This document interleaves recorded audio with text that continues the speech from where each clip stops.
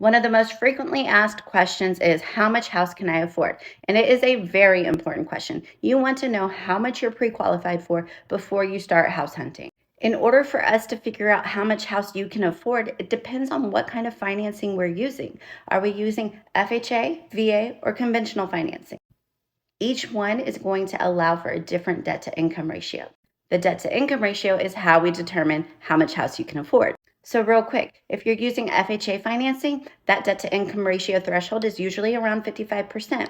VA, I've seen it as high as 60%. In conventional financing, we really need to stay around 45%.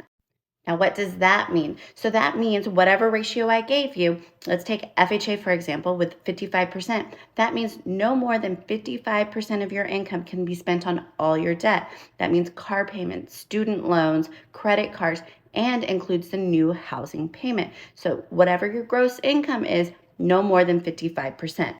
How you can determine what your ratio is add up all your debt that would be on your credit report and divide it by your gross monthly income. That is your back end debt to income ratio.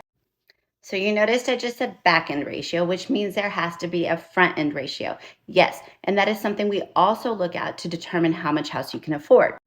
So we just went over back end ratio means that we take all your debt to figure out how much of your income you're spending on it.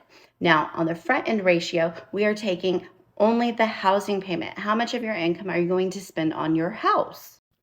Now, the front end can match the back end ratio in some scenarios. Let's say you have no debt and the only debt you're going to have is that new housing payment. In that case, all your debt equals your housing debt. However, your housing debt cannot be as high as the threshold allowed for that back end ratio.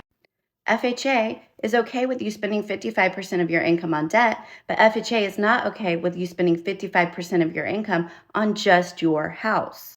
So if you're sitting here trying to calculate your debt to income ratio and figure out how much you can afford, keep that in mind. If you have no debt, you can't necessarily go up to that max back end ratio.